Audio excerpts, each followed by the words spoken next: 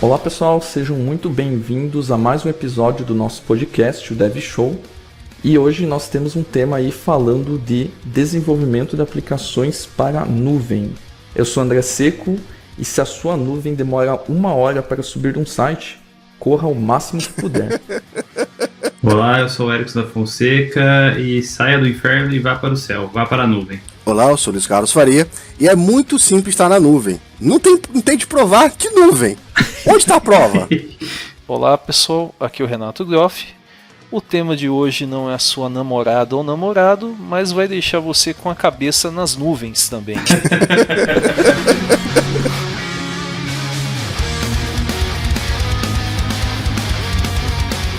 Muito bem, pessoal. Então, para iniciar o nosso papo hoje falando aí de cloud computing, nuvem, migração, né? A gente vê muito esse cenário aí nas empresas do Brasil e do mundo também, né? Alguém que está num cenário on-premise, está num cenário aí local, trabalhando sem nenhuma conexão com a nuvem, como a gente conhece ela. E eu acho interessante a gente falar, né? Quais são os desafios para a gente convencer o cliente ou a gente como próprio funcionário da empresa convencer os nossos chefes a aceitar a nuvem e como a gente pode provar que isso é uma boa para a empresa. Então, pessoal, uma coisa que acontece bastante em empresas que não têm ainda um background, né, um contato maior com a nuvem, é sempre aquela questão de, poxa, vai ficar muito caro. Utilizar tal plataforma de cloud é caro demais, vai encarecer muito. Mas o que muitos gestores, por falta mesmo de conhecimento, até de alguém que possa orientar mais abertamente, né, poderiam se tocar, né, é o fato de que com a nuvem você consegue reduzir uma série de custos, né? Não significa que você não vai ter uma pessoa de infra especializada cuidando da sua nuvem, né? Uma ou várias, né? Dependendo do porte da empresa, do porte dos projetos. Mas a grande questão é que uma série de custos que você tem hoje, que muitas vezes por ser alavancado logo no início de um projeto, né? Isso acaba meio que passando despercebido. Mas você tem aí custos com energia, custos com seguro, né? Dependendo do caso, você vai fazer seguro, né? O recomendável é que sua empresa tenha seguro, né? Você não sabe o que pode estar acontecendo, né? Mas assim, seguro, tem procedimentos que você precisa fazer de segurança. De repente, se você tem um data center próprio. Então, o custo, muitas vezes o pessoal fica muito na questão mão de obra e quanto que é cobrado pelo serviço. Só que a questão do custo é muito abrangente, tem uma série de coisas que em muitas situações o pessoal não leva em conta, até por já ter embutido um custo no aluguel de espaço que é mantido, pagamento de energia elétrica, de internet, mas assim, tem muita coisa que precisa ser mensurada e quando você coloca tudo isso no papel, geralmente a médio e longo prazo você acaba vendo que a nuvem é uma excelente opção que vai te ajudar a ter uma redução significativa de custos e ainda possibilitar que você foque melhor na evolução dos seus projetos, né? Sem ter que se preocupar muitas vezes com questões de infraestrutura que acabam até atravancando e limitando a sua evolução. Ancorando no que o Renato disse, tem uma coisa legal que é o seguinte, esse custo que o Renato estava falando de segurança numa infra própria, na infra on-premise, leva em consideração redundância de elétrica, refrigeração para aquele data center, dependendo do tipo de dado que você trabalha, segurança antifogo, enfim, caixas blindadas, salas blindadas antifogo. Então, são preocupações e custos que extrapolam muito o que você imaginaria que seria colocar um servidorzinho do lado na bancada ao lado da tua mesa. Para fazer isso de forma séria, on-premise, você tem muito custo. Exato, sem contar que hardware deprecia. E custa caro pra cacete hardware. As pessoas acham que não, porque a gente tem às vezes uma visão um pouco míope de computador, que a gente, vou comprar um PC, eu vou comprar um Note, alguma coisa. Mas recentemente eu tô num projeto e eu sabia que não ia dar certo a nuvem por outros motivos que a gente vai discorrer ao longo do podcast, mas fazendo uma cotação de um servidor assim, bem simples, na verdade era 20 pau. Sim, pra início de conversa. Servidor bem meia boca, assim. Na iMúsica a gente comprava storage de $500 000 e de 2 milhões, de 1 milhão também. Exatamente. Se você for pegar um servidor de verdade, um servidor, essas as cotações, é 200, 300, 400k e por aí vai. Então realmente é muito, muito caro, sem contar que quando você tem uma infra toda on-premises, você tem que ter um pessoal capacitado para trabalhar com ela, porque dependendo do seu negócio, o bicho pega. E, custa caro também. Você manter pessoas custa caro, ainda mais no Brasil. Então, isso daí que eu acho que é o principal desafio de você conseguir mover uma aplicação ou sugerir para um cliente a nuvem, é exatamente eu acho que o ponto focal é você tentar mensurar esse gasto que ele tem e o gasto que ele vai ter na nuvem. Porque quando ele fala, vou ter um gasto mensal na nuvem, vou ter que pagar todo mês, mas como se ele não pagasse todo mês tudo aquilo que o Groff e o Farias acabaram de falar agora. Eu acho que essa sacada que muitas vezes o cliente não tem. Quando a empresa ela não é de TI, ela é uma empresa de qualquer outro segmento, o negócio fica mais difícil ainda de você convencer o cara. De falar assim, não, vamos lá pra nuvem e tal. Putz, o cara já começa, não, mas meu dado na nuvem, não sei o quê... Mas veja bem, quanto eu vou gastar por mês, a gente já tem tudo aqui no meu pé e tá tudo funcionando e tal. Aí você fala, não, mas olha o tanto de gasto que você tem, não, mas já tenho todas essas aplicações assim, eu vou ter que mudar tudo. E aí aquela coisa, né? As pessoas elas são relutantes à mudança por via de regra, né? Sim, acho que é o primeiro ponto, a questão que, como o pessoal falou, quando se está tentando convencer um cliente ou algum superior seu, a primeira coisa que ele vai ver é custo, né? A gente concorda nisso, que a primeira coisa que ele vai querer saber é se vai aumentar, vai diminuir, como que vai ser cobrado e tudo mais. Como o Erickson falou, muitas vezes eles não calculam esse custo invisível, né? Que beleza, você tem uma estrutura já on-premise, que já tem uma conta de luz, conta de N faturas, né? E às vezes isso não acaba entrando na conta como gasto para rodar a tua aplicação também, né? E o Luiz falou também da questão de que você precisa ter refrigeração, então isso talvez não entre na conta.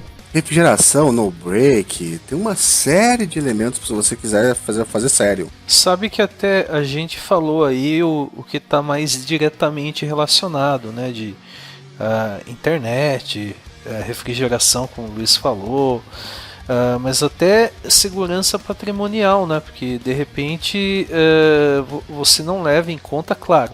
Se você está num condomínio de empresas, tem aí já essa parte de custo, mas dependendo do caso, você vai ter que colocar uma porta com algum dispositivo de acesso. Tem empresas que são assim para você entrar no data center. Então, assim, tem muitas variáveis aí para se chegar nesse custo.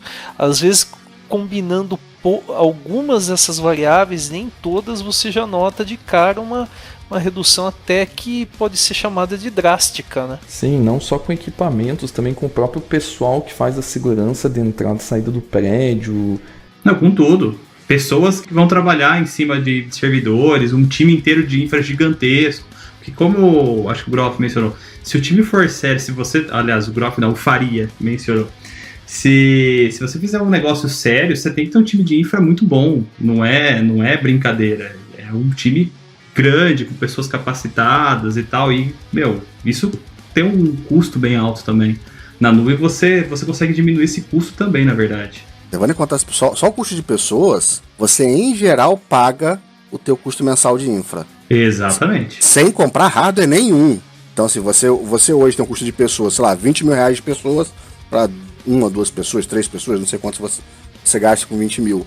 Mas você teria isso, sei lá, de nuvem e não precisaria comprar hardware. Hoje você gasta 20 mil com as pessoas e compra hardware. Outro ponto também, foi falado de infra, né? O pessoal costuma ter uma falsa ilusão, isso mais da parte de gestores, que vai dar para cortar os quadros de pessoal de infra de maneira drástica. E não é por aí. Com certeza não.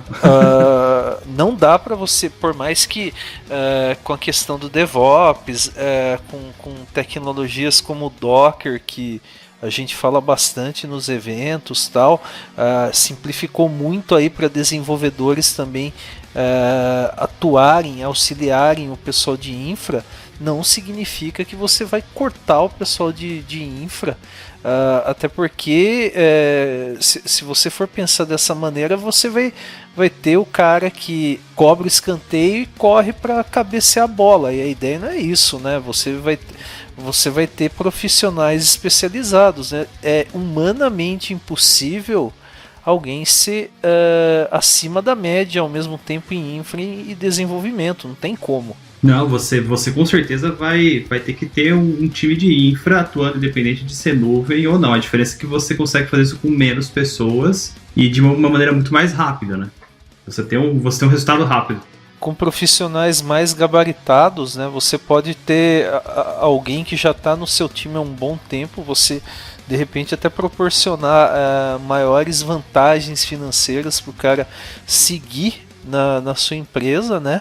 Mas claro, né? O cara vai ter que dar conta de uma série de questões, né? E até por não precisar gastar e sujar as mãos tanto com o que é clássico da infra, né? Tipo, deixa eu montar o servidor, deixa eu instalar tal coisa agora.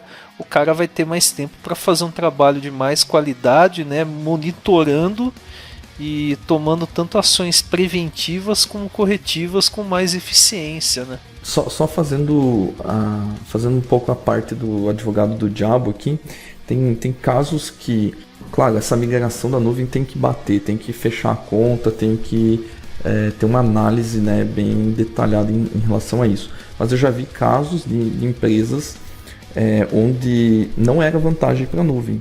E como que você chega nessa conclusão? Por N motivos, o pessoal até já comentou, talvez você tenha uma política interna que não permita que seus dados fiquem fora do ambiente on-premise. Também você tem o caso do próprio gerenciamento de custos, né, o planejamento em si dos custos. E no caso do Azure, né, que é a plataforma de cloud que a gente utiliza, que eu mais utilizo no caso, você tem a calculadora lá para poder prever ou pelo menos chegar bem perto do que é o teu consumo mensal de determinados recursos, ter um planejamento, ter uma estimativa de custos e ver se realmente vale a pena ou não sair do on-premise para a nuvem. Fora essa questão de pessoal e tal, que de certa forma você vai ter que manter, né? Porque o pessoal que cuida da infra on-premise, como o pessoal falou, também vai poder evoluir e começar a trabalhar na nuvem, gerenciar a parte da nuvem. Mas são casos e casos, né? Tem que analisar bem o cenário. Sim, é até legal que foi comentado isso, né? Outro ponto que eu vejo também que acaba muitas vezes servindo de resistência, né? Para que o pessoal migre para a nuvem, né? Tá na questão de, poxa vida, o que eu preciso, quanto que eu vou pagar exatamente por um serviço, né? Tem N fatores que podem influenciar, né? Você vai contratar um serviço selecionando uma infra, né? Para manter ele, só que você tem que levar em conta também que o nível de utilização daquele serviço vai influenciar diretamente no preço, né? E inclusive, né, muitas vezes assim o pessoal fala, nossa, mas aumentou bastante, mas poxa, qual que foi o nível de utilização?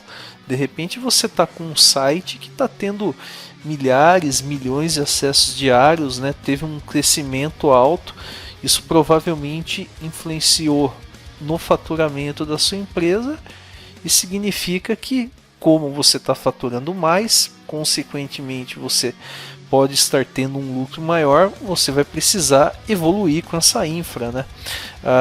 O Ericsson até ele fez algumas palestras recentemente sobre Azure que eu acompanhei, né? Seja de eventos que a gente organizou ou mesmo o MVP Conf, por exemplo. Muitas vezes você tem serviços do Azure que, se você está num projeto de médio ou pequeno porte, dá para você ter um gasto mínimo com isso, um gasto irrisório mesmo. E claro, se a sua empresa crescer bastante, se aquela ideia que você traduziu num projeto crescer bastante, o custo vai aumentar e você vai ter que selecionar uma infra mais parruda, né? Exatamente. Eu acho que é o primeiro passo. Eu até falo, antes de qualquer migração ou de qualquer coisa que você queira fazer, ou criar uma aplicação e colocar ela na nuvem, ou migrar uma aplicação e colocar ela na nuvem, eu penso que o primeiro ponto é você realmente entender o negócio, né? Entender ou se essa aplicação ela já existe, você entender mesmo o negócio, por que ela foi feita, o que ela realmente faz, com o que ela se integra, ou se você tem uma ideia de produzir um sistema e quer pôr ele na nuvem. Então, acho que assim, o primeiro ponto, na verdade, é você entender o negócio, o que eu estou planejando, o que o meu sistema faz, o que o meu sistema eu quero que ele faça. E aí você consegue mensurar, mais ou menos através, até eu acho que o André falou, com a própria calculadora do Azure, você começa a mensurar os pontos e aí você começa a ver se vale a pena ou não, e com o negócio fluindo, como o Groff mencionou, a coisa começa a andar e você começa a ter serviços melhores, aí começa a pegar uns serviços mais parrudos. Outro ponto assim de custo que a gente vê muitas vezes tem tal tecnologia, nossa, tá todo mundo utilizando, vamos utilizar também. Você precisa medir bem se toda a infra que está por trás de uma tecnologia específica, né, ela não é demais de repente para o seu projeto, não é muita areia para o seu caminhãozinho, né? É uma coisa que a gente vê bastante com a adoção do Kubernetes, por exemplo. Chega e a pessoa fala, poxa, eu preciso de 10, 20 instâncias da minha aplicação rodando. Pegando o caso do Azure, né? O que pode acontecer? Você pode, com serviços como o Azure App Service, que também tem suporte a Docker, conseguir subir uma aplicação rodando 10, 20 instâncias sem muitas dificuldades. Dá para integrar com Azure DevOps, com Jenkins facilmente, né? E você vai ter um custo muito menor do que jogar essa aplicação que, tudo bem, é importante para o seu negócio, importante para a sua empresa, mas que uma infraestrutura como o Kubernetes seria um pouco demais para a sua demanda, né? Exatamente. Eu vi uma frase outro dia, não lembro de quem foi para dar os créditos, mas enfim, você não deve utilizar uma tecnologia pela tecnologia em si, né? Você tem que ter uma motivação que seja atender o negócio, que seja o mais correto, né? Então, vai utilizar a Kubernetes só porque está no hype e todo mundo está falando sobre isso. Não, né? Você vai utilizar se você precisar. É essa necessidade que vai justificar o custo que você vai ter e vai ter que se explicar aí para o seu superior por que você está provisionando um recurso desse tipo. Então, vai depender muito da sua necessidade mesmo. No caso de Docker e Kubernetes, você tem ali alguns argumentos possíveis. Primeiro, que você tem a transparência numa subida no ambiente local, então você consegue fazer alguma coisa no seu ambiente on-premise, reaproveitá-lo, inclusive, faz sentido quando você tem hardware alocado já comprado de anos. Você consegue migrar isso para a nuvem com certa facilidade e você consegue fazer uma coisa que você não conseguia até então, trocar de nuvem. Você consegue rever custo e entender, posso trocar de uma nuvem para outra. O meu ponto de abstração antigamente eram as máquinas. Em algum momento você tem a entrada do PaaS e você passa a usar produtos que te dão afinidade com a nuvem. Em outro momento, com Docker e Kubernetes, você passa a se preocupar agora com seu ponto de abstração é o Docker. Então todo mundo que roda Docker, todo mundo que roda Kubernetes, roda também a sua aplicação, enfim, e você não depende tanto daquela nuvem específica. Justamente, é como o Luiz falou, né? Justamente pelo fato do Docker trazer para você uma independência grande do ambiente em que vai ficar hospedado sua aplicação, você pode rapidamente mudar de repente de AWS para Azure, né? De repente é mais interessante para sua empresa estar com Azure. Você pode mudar sem grandes traumas, né? Você não vai estar preso a coisas específicas de um ambiente. De repente você trabalharia num ambiente lá, tem algumas características, você projeta, implementa a sua aplicação para se adequar a essas coisas específicas, né? E quando você mudasse de nuvem, né, de fornecedor de nuvem, você ia ter que modificar isso, ver se ele tem algum serviço desse tipo, como que você consegue adequar melhor sua aplicação sem ter que reinventar a roda. Então o Docker traz essa grande liberdade aí para você não ficar preso a uma tecnologia de nuvem e de repente perder o bonde, né, quando um concorrente dessa plataforma te apresenta um serviço que você vê, poxa, isso daqui vai simplificar muito a minha vida, vai trazer um retorno gigantesco.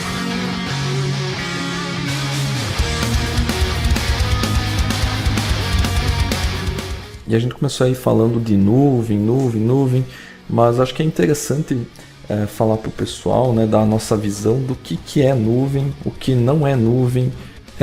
O que vocês acham? Será que VPS é nuvem? Hospedagem compartilhada é nuvem? O que seria e não seria nuvem para vocês?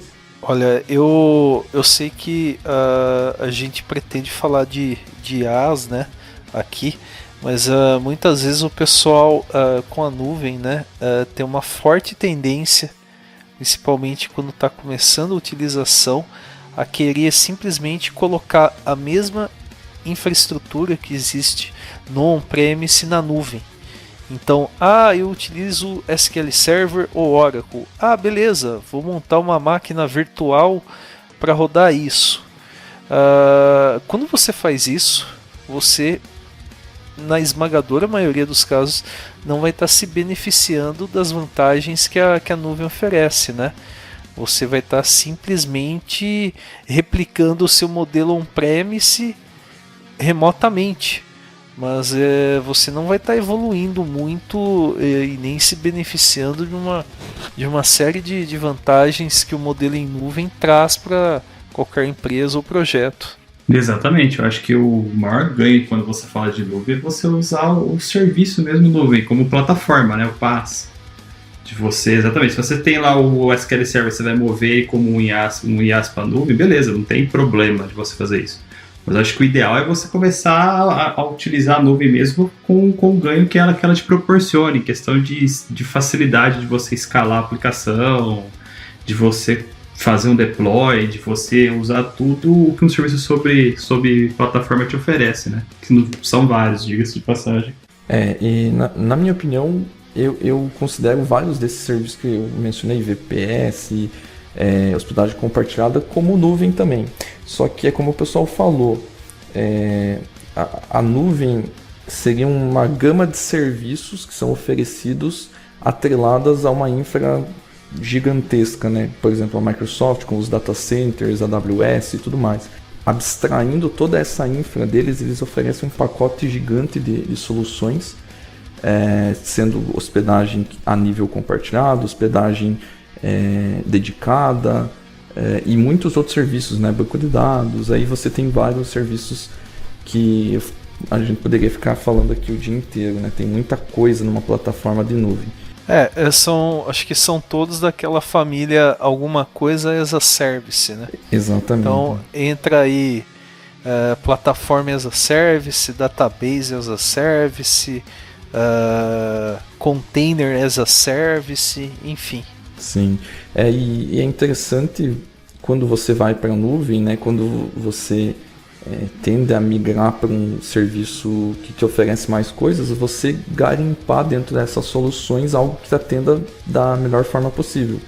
Então, por mais que seja um pouco difícil a gente mudar o pensamento, tá funcionando dessa forma, instalado o SQL Server, que nem o Erickson falou, diretamente num Windows Server. Então não vou subir uma máquina virtual lá e vou instalar o SQL Server. Se tem um formato que me atenda melhor, como o PaaS, por exemplo, né? Eu crio um serviço de SQL on Azure lá e posso somente fazer criar toda a minha estrutura de banco de dados nesse serviço. A infra fica por conta da plataforma de nuvem, né? Nesse caso do SQL Server, por exemplo, ou qualquer banco, para você manter uma máquina na nuvem, IaaS, em tese você gasta muito mais do que local. Então passa a não valer a pena, porque você precisa de um hardware muito específico, com a qualidade muito específica. Então trabalhar com PaaS te ajuda muito para esses casos de banco de dados. Eu acho que você tem ganhos ali, você tem que tomar esse cuidado do que como você está usando, como você planeja usar. Tem que se levar em conta isso também. E a questão dos dados também, ela é meio, como poderia dizer, meio polêmica, né? Quando a gente fala em nuvem, né? Porque por conta de uma série de restrições, regulamentações, tem empresas que acabam não podendo migrar completamente para a nuvem, né? Então tem esse ponto também a ser levado em conta, né? Para uma startup, por exemplo, que geralmente está começando do zero, um ambiente muito mais flexível, a nuvem é até um fator para acelerar o crescimento da empresa, né? Com a adoção de tecnologias, trazendo bastante agilidade, né? Mas no caso de uma empresa grande já estabelecida, né? Sobretudo a questão de gerenciamento de informação, né? Pode se revelar um empecilho para que a empresa mergulhe completamente na nuvem, né? Se você começar na nuvem é muito mais fácil do que você migrando diversas aplicações para ela, né? Como você mencionou. Envolve muito do fato de que às vezes não dá para migrar, tem diversos problemas quanto a restrições de dados e afins. E quanto mais você vai se atrelando ao on-premises, mais difícil fica para você migrar, porque, como a gente iniciou, né, é mais difícil de você provar que compensa a nuvem, porque você passa, entre aspas, na cabeça do manager ou do gerente, de quem quer que seja, eu vou ter dois gastos agora. Eu vou ter um gasto na nuvem, eu vou ter um gasto aqui on-premises e o time todo, e etc, tal, como a gente mencionou.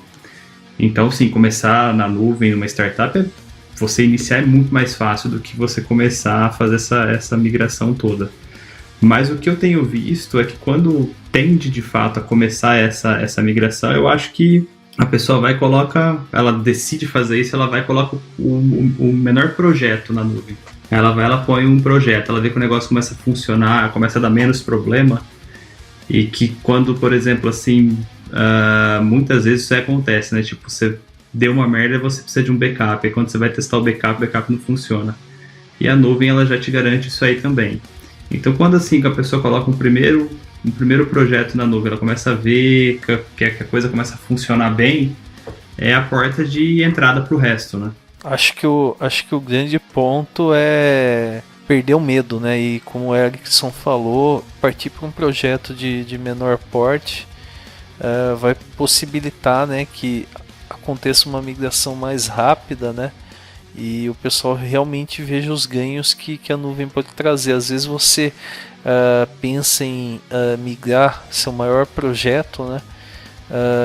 Vai levar tempo e pode ser que isso gere decepções que resultem na perda, né, desse trabalho de migração. Acabe sendo engavetado isso e seguindo como sempre foi, né? Tendo todas as dores de cabeça de gerenciar infraestrutura, licenças, tudo isso. E pior, cara, se você der mole, você queima o conceito de nuvem na tua empresa. Justamente, é isso que eu falei, você acaba gerando decepções, né? E aquilo vai acabar resultando, né, numa resistência grande do pessoal de gestão, né?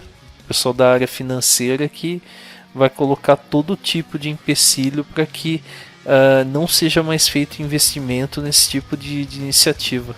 Errar pequeno é flexível, né?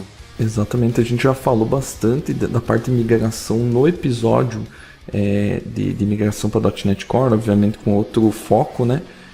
Mas quando você fala de migração, você tem que tentar fazer com que ela seja o mais suave possível, né? Para realmente não ter esses empecilhos aí que o pessoal falou.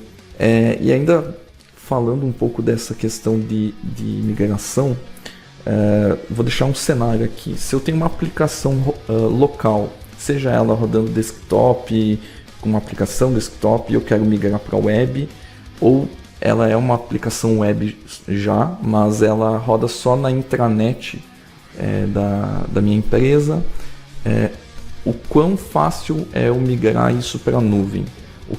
Com o que eu preciso me preocupar? Será que é só mudar lá o caminho do web deploy e mandar para a nuvem a minha aplicação e ser feliz, ou vou ter mais problemas? Eu penso assim, você tem que é meio uma receita de bolo, assim, inicialmente. Claro que cada caso é cada caso. Mas assim, é que eu falei anteriormente. Acho que quando você vai iniciar essa migração, primeiramente você tem que entender o seu negócio, o seu sistema perfeitamente, entender o que de fato ele faz e o que ele gera, e você começar a mensurar o que ele usa de infralocal, aplicação, porque às vezes eu estou migrando um sistema para a nuvem ou uma aplicação, ela tem N dependências dentro do meu cenário on-premises de outras aplicações, então aí já começa a ficar um pouco mais complexo. Mas eu acho que você tem que listar aí o que essa aplicação que você quer migrar ela usa de infralocal, de aplicações, enfim, etc. Eu acho que o segundo passo é você avaliar se necessita de você refatorar alguma parte do código para que suporte um serviço PaaS ou não. Porque como a gente mencionou, né, você pegar a sua máquina e jogar ela na nuvem, ok. Mas acho que não é essa a ideia. A ideia é você usar ela como serviço mesmo, como plataforma como serviço. Outro ponto é você mensurar se de fato vale a pena. Como acho que o Faria falou, às vezes não vale a pena migrar. Eu acho que foi o Faria ou foi o Groff, agora não me recordo. Às vezes você chega num ponto que você olha e fala, putz, acho que não vai rolar migração, não vale a pena. Às vezes tem cenários que isso pode acontecer. E eu acho que a partir desse ponto, se você viu que vale a pena e tal, eu acho que aí vale um estudo na nuvem para você ver, com base nisso, quais são os serviços da nuvem que pode acelerar essa migração e que pode tornar a sua aplicação melhor. Inclusive, com base nesses serviços previamente que você começa a vislumbrar, você consegue ir lá consultar o valor dos seus serviços acessando azure.microsoft.com/pricing. Querendo ou não, o gasto é fundamental. Todo mundo que já trabalha há um bom tempo aí em várias empresas sabe que a primeira coisa que o cara fala é gasto. Quanto eu vou gastar? Então lá você já começa a ter também uma certa visão de quanto você vai passar o seu custo mensal, e baseando-se nisso você começa aí a montar time, mapear o recurso, e aí vai. Não, só lembrando de uma empresa que eu trabalhei em que não valia a pena fazer essa migração, porque a gente tinha alguns terabytes de dado hot. Então, e isso transformaria não, terabyte não, já era petabyte. Isso viraria um problema. Mas se a gente fizesse um esquema de usar dado code, então tem media code, que tem um delay aí de algumas horas para você ter ela disponível de volta para você, caso você precise, talvez valesse a pena. Então teria que mudar alguns sistemas, teria que mudar alguns projetos, algumas formas das coisas funcionarem para ser viável então migrar para uma nuvem, pensando em ter dado code e dado hot. Vamos lá, para dar uma nivelada na galera aí. O que é dado hot e dado cold, Luiz? Pensa que eu tenho um arquivo para fazer upload, e esse arquivo, se eu consigo ler e escrever agora nesse arquivo, ele é hot, ele é quente. Tá? Então é um perfil de storage como o Lob Storage do Azure, como o S3. E o dado cold é um dado que você bota num bucket e você manda ele armazenar num back-end lá de fita, sei lá como. É da cloud que cuida disso. mas ele tem um custo muito menor de armazenamento. É como se... Eu estou dando dados hipotéticos, tá? Enquanto você gasta $10 para X megas, X gigas, você gasta 1 centavo para X gigas no outro. É discrepante a diferença de custo. Ao passo que o meu problema é que eu tenho delay para a entrega desse cara. E eu não entrego 1 a 1. Eu entrego um bucket inteiro. Legal. Ainda nessa parte de migração, eu já peguei casos onde, por exemplo, o sistema que roda na intranet ela é pouco otimizada, pois a intranet talvez seja bem rápida, né? Então, se é um serviço que... Vamos lá, eu tenho uma empresa grande, tá? Mas ela não tem filiais e eu tenho uma estrutura que roda com um serviço web na intranet. Então, eu estou trabalhando numa rede local. O tráfego de informações que eu tenho, dependendo aí da rede em si, pode ser gigabit, né? Então, às vezes o programador já desenvolveu com esse mindset baseado nesse cenário, e ele não se preocupou em otimizar muito o código, assim como o Erickson falou, que muitas vezes a gente tem que refatorar para conseguir migrar isso para a nuvem, e acontece que ele está baixando 1 mega, sei lá, por página que ele está exibindo na tela. E se você está numa rede local, isso é rápido, ok, né? Você não vai demorar tanto para carregar uma página. Mas no momento que você vai para a cloud, você tem o fator latência, né? Você está hospedando isso na internet, então você está num data center, sei lá, pode ser do sul do Brasil, aqui, pode ser lá dos Estados Unidos e assim por diante. E dependendo disso, você tem um tempo de resposta, você vai trafegar esses dados pela internet. Então, cada página que você está aí exibindo, seguindo esse mesmo ponto aí de 1 mega por página, você teria que fazer o download desse 1 mega, tá? Para sua máquina, o seu navegador ia fazer isso, e aí você ia exibir com uma performance terrível, né?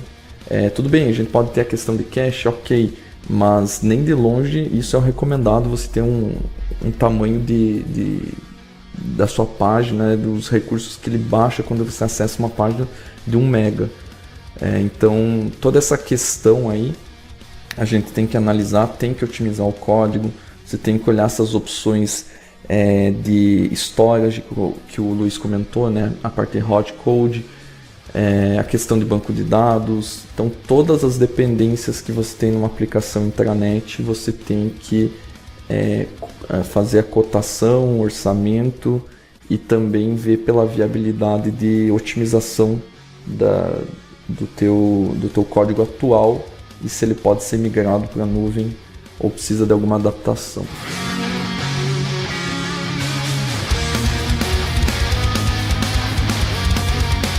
Então, pessoal, em termos de hospedagem, né, a gente faz bastante evento focado no Azure, né, por conta de sermos MVPs Microsoft, né, vários de nós têm mais contato com o Azure no dia a dia, né, mas assim, a gente tem várias possibilidades, né, você pode, por exemplo, sei lá, ter um site estático. Você pode utilizar uma conta de armazenamento para subir o seu site estático. A conta de armazenamento é um dos serviços mais baratos que a gente tem no Azure, né? Inclusive, assim, se de repente é um site estático que foi desenvolvido em Angular, por exemplo, que você vai ter lá toda a parte do Node por trás, você consegue subir tudo isso, né? Usando a conta de armazenamento, até pelo fato de que é JavaScript puro, né? Só que, claro, se é uma aplicação que pode escalar ou já vai escalar de cara, essa não vai ser a melhor opção. Aí você já entra no território do Azure App Service, né? Que para quem já teve algum contato com Azure, muito provavelmente esse primeiro contato envolveu a utilização do Azure App Service. O próprio Azure App Service, né, ele pode ser utilizado para deploy de uma aplicação utilizando imagens Docker, né? Tem um atalho chamado Azure Web App for Containers, que na prática é o App Service, mas trabalhando com Docker. Dá para a gente usar também o Azure Container Instances, né, para rodar um container Docker. Cada recurso que você cria do Container Instances é um container, vai ter um IP, você pode associar um DNS, e a gente pode também utilizar a orquestração de containers na nuvem, né, com Kubernetes, né. O Azure oferece hoje em dia para nós o AKS, né, o Azure Kubernetes Service. A gente consegue montar um cluster Kubernetes e fazer daí o deploy de nossas aplicações. Então, outro ponto legal é que se você pensar em Docker para fazer um projeto de migração, as suas chances de sucesso são muito maiores, inclusive independente de vendor. Você consegue ter um isolamento completo da sua aplicação, um isolamento completo da sua já local, da sua infraestrutura com independência de servidores e tudo, e migrar isso para a nuvem é relativamente fácil. Você desenvolve local como desenvolve na nuvem, com poucas mudanças ou talvez nenhuma mudança, se você fizer uma estratégia legal. Vale a pena correr atrás de treinamento, de alguma coisa que te ajude nisso. Então, pessoal, eu acho que interessante o que eles estão falando em relação à parte de migração ainda, né? Tanto da hospedagem da sua aplicação, aí com a parte do Web Services, com a parte de serviços utilizando o Docker no Azure, também a parte de storage, né? Que a gente acabou comentando um pouquinho antes, podendo hospedar aí dados da forma hot ou cold, né? Então você tem N dependências na tua aplicação que provavelmente você ache um serviço compatível para você subir na nuvem. E isso é muito bacana, né? Porque ele atende vários cenários, inclusive a parte de banco de dados, onde a gente pode subir apenas uma instância do banco, sem ter que ficar instalando na máquina, né? O SQL on Azure, onde a gente pode apenas solicitar a criação desse serviço, falando que a gente quer tantos acessos simultâneos ao banco, aí ele te joga numa camada de precificação já, e você simplesmente vai criar a tua estrutura de banco de dados. Isso de nenhuma forma vai tirar o emprego do DBA, nem nada, né? Entrando num outro ponto aqui, nem dos profissionais de infra. Talvez eles migrem um pouco, vão gerenciar os próprios serviços na nuvem, não vai deixar de ter a necessidade desse profissional na sua empresa. E mesmo como você falou, né, assim, em termos de infra tal, a pessoa de infra, o conhecimento que ela já tem, que veio do ambiente on-premise, ou mesmo um DBA, né, segue, né, e em termos de aplicação, né, de repente, sei lá, você vai utilizar o Azure SQL, vai usar o Postgre, vai usar o MySQL, vai de repente usar o MongoDB via Cosmos DB no Azure. A mudança em termos de aplicação é alteração de uma connection string, né? Exatamente, apesar que tem aqueles cenários que a gente comentou, né, que talvez tenha que fazer algumas adaptações e melhorias na performance, né, por estar trabalhando num outro ambiente. Mas a essência em si é basicamente trocar uma connection string e vai estar funcionando na nuvem, né, após subir o serviço.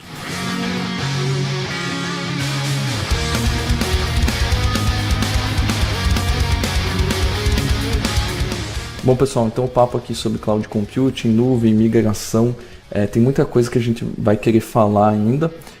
A gente vai acabar separando isso em 2 episódios, então nós temos aí no segundo episódio comentar um pouquinho sobre a escalabilidade de aplicações na nuvem, o que eu devo considerar para isso funcionar de maneira correta, por que as empresas usam muito IaaS, quais são as ferramentas de PaaS que a gente tem na nuvem que podem substituir essas soluções de IaaS, e também o que a gente pode fazer quando a gente tem um parque gigantesco de hardware, né, na nossa empresa e a gente opta por não atualizar isso, tá?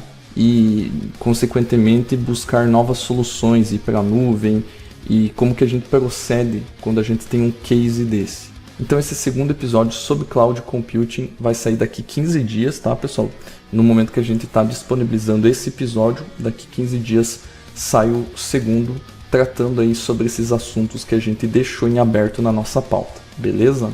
E, pessoal, esse podcast está para entrar no ar perto do dia 1º, perto do dia 2 do 7, 2 de julho.